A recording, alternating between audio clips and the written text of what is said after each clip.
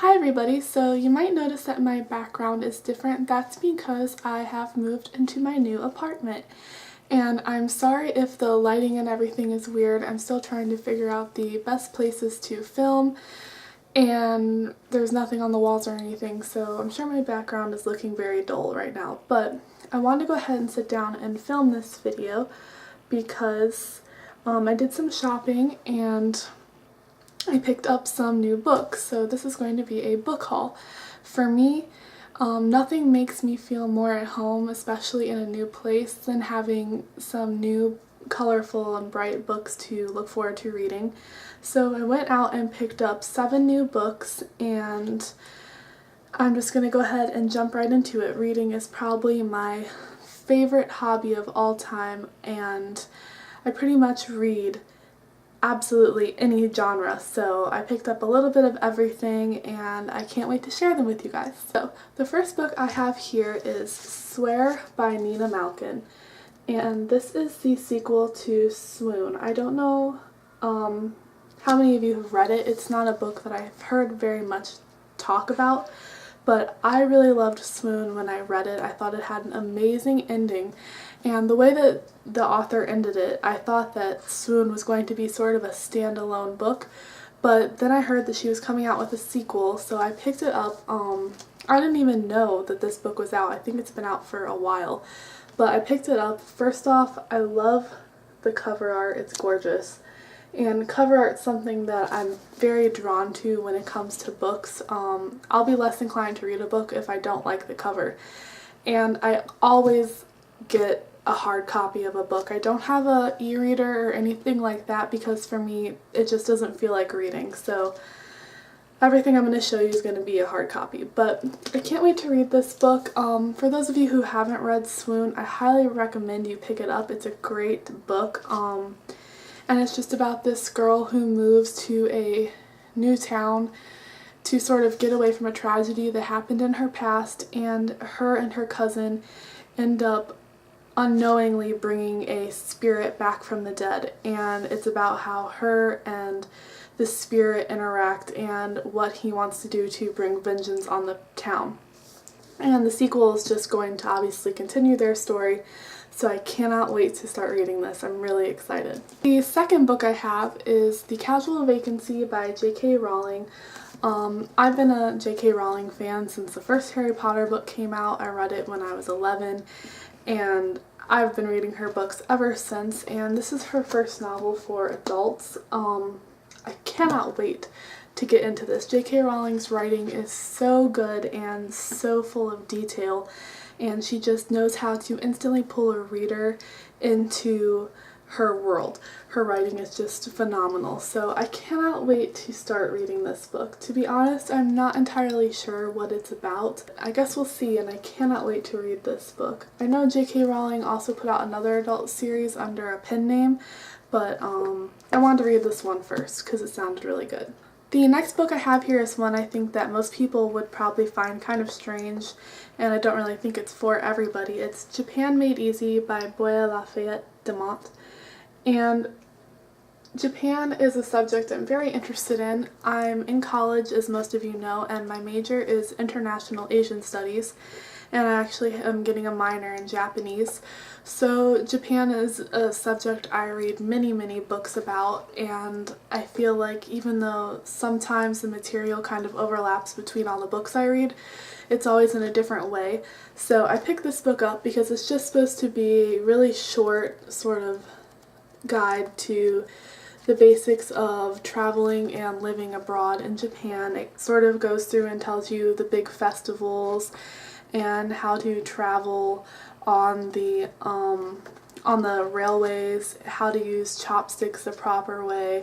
It has useful phrases if you're just, you know, a traveler and you're trying to get away, how to like bathe in hot springs properly.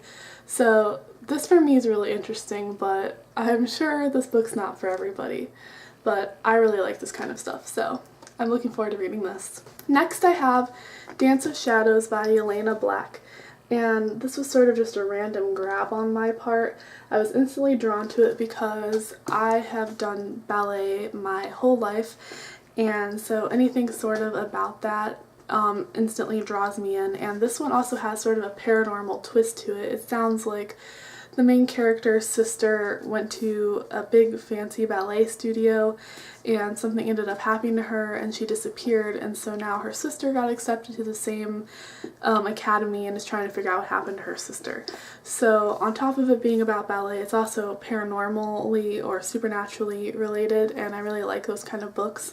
So I'm holding out hope that this is going to be a really great one. I think this might be the first one that I read out of all the ones that I bought. Next, I have Splintered by A.G. Howard. I've heard quite a few people talk about this book, and to be honest, I'm really excited to read it. Alice in Wonderland is my favorite book of all time, and so anything that kind of is a retelling of that, or, you know, a sort of fan-made sequel to Alice in Wonderland, I instantly want to read it. It doesn't matter what it's supposed to be about. So I picked this one up because it's supposed to be sort of about one of Alice's relatives, and how that Alice was a real person and she told Lewis Carroll these stories about her dreams in Wonderland and how that inspired him to write the book. But it's a real place and it's a lot darker than he made it out to be in his books. So this character, Alyssa, goes into Wonderland and it's just a lot more dark and creepy. So I thought that that could be really fun. I really like the book, and on the inside the print is purple. I don't know if you can tell on here if it just looks black, but I just love little things like that when a book, like when you open it and it doesn't have just black print, it has purple print and it has these really pretty designs here too. So I'm really excited to read this book. It looks so good. The next book I picked up is sort of a dystopian society type of novel. There's a ton of those out right now and I've read a lot of them recently, but this one sounded good. It's called Quarantine the Loners. I just saw online that the sequel had come out. It's by Lex Thomas, and I believe that's a pen name for two different authors. This one kind of sounds like, to me, this group of kids and, you know, teachers is all in their high school, and then a bomb goes off and it kills off all the adults, so all that's left are the students in the school, and they sort of separate themselves into cliques like you would in normal society, normal high school, but then the cliques become sort of their survival groups. And these two kids, this guy and his little brother, don't fit into any cliques, so they sort of are against the whole school. So I thought it sounded pretty good, sort of interesting for a typical dystopian book, and I can't wait to get into this one too. I like the cover as well. The last book I have is one that literally everyone in the entire world has probably read but me. It's A Game of Thrones by George R.R. Martin. I am so late on the bandwagon with this book. I haven't watched the TV show, I haven't read the books, and I'm a person that likes to read the books before I watch the movie or the TV show. So I finally picked up Game of Thrones. I'm going to read it. It's really big and I've heard so many lovely things about it. I'm not going to really go into detail because pretty much everybody knows what this is about. So it sounds really good. This is right up my alley. I'm a big Lord of the Rings fan and I like big epic fantasy novels, so I really hope that this lives up to my expectations. I've heard a million good things about it and I cannot wait to start this book. But like I said, I think I'm going to read A Dance of Shadows first because that one just sounds really unique and really interesting. But either way, that is my book haul. I can't wait to put these on my bookshelf and sort of incorporate them into my new apartment, my new room.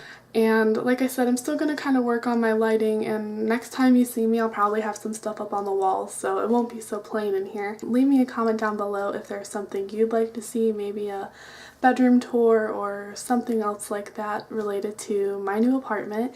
Don't forget to like this video if you like book hauls, or you can leave a comment down below if you liked it. And also if you want to see a in-depth review on any of the books that I picked up. I will see you all in my next video, and I look forward to seeing you then, and I hope you're all having a great day. Bye everybody!